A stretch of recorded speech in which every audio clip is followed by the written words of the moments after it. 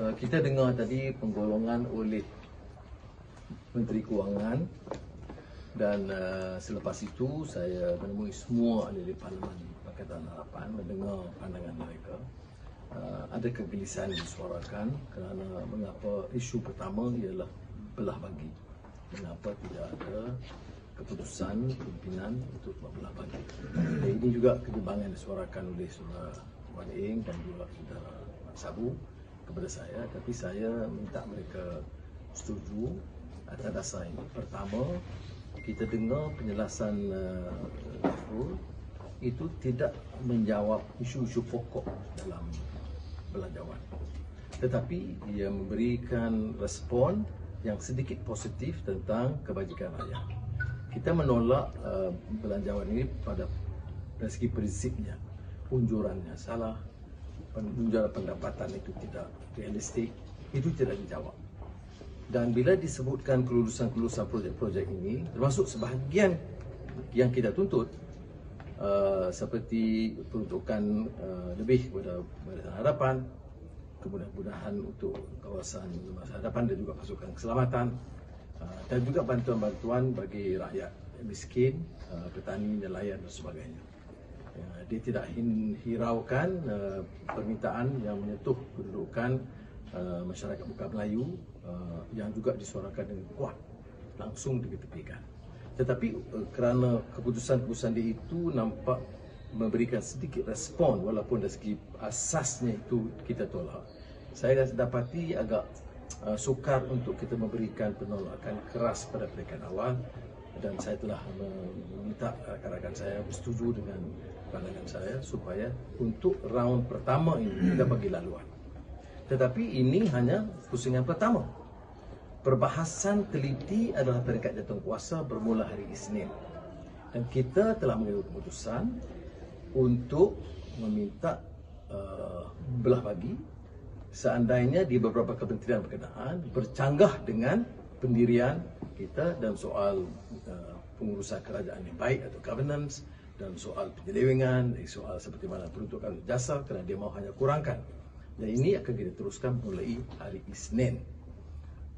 Pertimbangan kita adalah untuk memastikan projek pro rakyat di petani, nelayan, pekebun kecil, pekerja, penganggur, pekerja kilang itu ditingkatkan dan sebahagiannya diambil kira, tapi tidak menyentuh soal seperti yang disebut soal yang lebih asasi. Begitu juga tentang KWSP yang boleh berikan respon walaupun agak longgar kerana nampak menyentuh agak lebih menyeluruh, termasuk kelompok yang lebih kaya. Kemudian moratorium bank itu dia persetujui, dan tapi tanpa angka yang lebih teliti yang kita akan harapnya tahu di peringkat jawatankuasa. Jadi yang saya nak jelaskan di sini ialah pertama, kita mengambil keputusan untuk tidak berbelah bagi notis. Kita tidak mahu ganggu peringkat awal kerana beberapa kemudahan diberikan, dan untuk memberi gambaran bahawa gaji, emolumen, allowance barisan hadapan itu tidak terganggu. Kerana ada persepsi yang agak kurang tepat di kalangan rakyat, kalau kita tolak mutlak, ia akan menyebabkan terjejas gaji penjawat awam, allowance barisan hadapan dan kemudahan-kemudahan lain, bantuan-bantuan rakyat dan sebagainya. Jadi sekurang-kurangnya kita selesai bab itu. Minggu depan kita akan bertarung dengan lebih sengit kerana kita akan mendengar perincian. Tengku Zafrul gagal memberikan penjelasan bahawa dia umum, tetapi dari segi angka menyeluruh Belanjawan tidak disentuh, seolah-olah tidak ada kesan. Ini tidak benar. Menteri Kewangan harus memberikan penjelasan kerana unjuran perbelanjaan itu tentulah tersasar. Ini pandangan kita.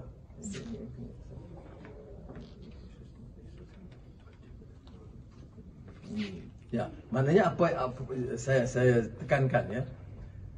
Yang teguran kita yang asas apa? Unjuran sehingga 75% yang paling tidak musyawarah. Pendapatan yang begitu tinggi menyamai atau melebihi 2019 yang juga memang tidak dikira realistik dalam pertimbangan.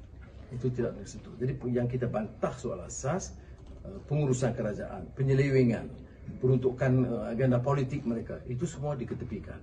Yang mereka tekankan hanya beberapa keputusan kecil tambahan yang kita tidak bantah. Ya. Jadi saya nak supaya hal ini faham, tetapi akan difahami oleh rakyat bila kita tekankan dalam peringkat jatuh kuasa memperinci satu persatu jabatan atau kementerian. Dan proses perundingan tidak berlaku ini dibangkitkan oleh beberapa ramai ahli parlimen. Dia sebut seolah setelah berunding. Berunding dengan siapa? Ya. Dan kalau lihat punya responnya langsung tidak respon kepada kenyataan atau ulasan pembangkang. Jadi saya tidak fikir jujur bila dia sebut berunding. Okay. Semua stages dalam meeting. Ya, komiti, kemudian third reading. Just still not pass it. Yeah. Just still not pass it. Zafar did have one round with all the Pakatan, with some of the Pakatan. No, one meeting. Only one meeting. Yeah. Right? But not complete lah. It was not complete covered. Yeah. It just assume the budget is passed because it's still Yeah. early stage. We had a keluar ni ke? So this is just the first round. This is just the first round. First reading. Second reading. Kemudian committee stage. Kemudian third reading untuk betul-betul luluskan. Jadi masih terlalu awal untuk mereka merayakan dengan berlebihan. Ya. Padahal yang kita nak fikirkan bukan soal kemenangan politik, tapi soal kemenangan rakyat dan kebajikan rakyat. Can you tell us in English, in a nutshell, why didn't you press for division vote or a vote count? No, it is a very difficult decision after hearing Tunku Zafrul. He evaded the substantive fundamental issues raised on the issue of projection, growth projection of revenue. He completely ignored some substantive issues. The 6 points by PH also was largely ignored. But what he did was to announce additional grants and allowances to frontline workers and farmers, etc., and fishermen, and that complicates issue. I don't want to be seen to be ignoring the fact that the minister have taken some measures, although we have rejected the fundamental issue, but there is some of these measures which would probably be more acceptable to the rakyat. So although my colleagues, Saudara Guan Ek, Selamat Sabu, strong views on this, I appeal to them. I say, look, as opposition leader, given the task, and I think for now we should allow it to go on without stating our concern as saying tidak sokong, tetapi but to avoid this Bahagi, so that we can still continue. There's no guarantee that we're going to approve, because on Monday it will be committee stage where it will be further deliberated and debated at greater length. We will certainly choose to reject and call for division when it's deemed necessary. That is certainly our decision, and I met the entire PH 91 MPs just now, and that's certainly the feeling and the consensus that we should pursue. But that's a committee stage. Whether we could approve or not will be the final third reading, and there's nothing that being indicated by us that we are not pursuing the agenda.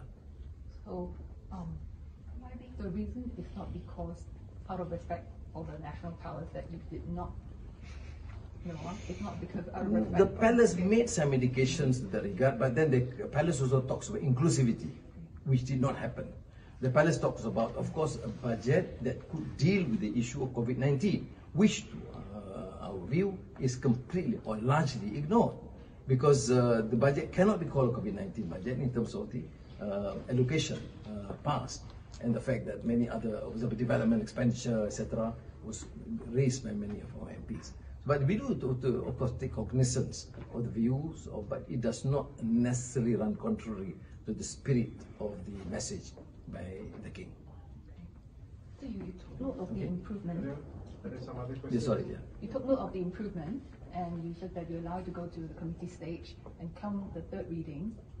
How are you going to vote depending whether they fine-tune it and improve it further, right? You haven't decided how you... Yeah, they have improved, but there are no figures, nothing be stated. I mean, They have to itemize it. Yeah, we have been all ex-ministers of finance. You want to go and for the response like today, the minister will be expected to at least clear this and tabulate and enumerate further the numbers, where it's going to be from, whether it's going to be increased. He just say no, nothing, no increase, nothing. How do you say no increase when you spend millions in every possible? Because many people will be thinking that, are you guys conceding because you don't have the numbers?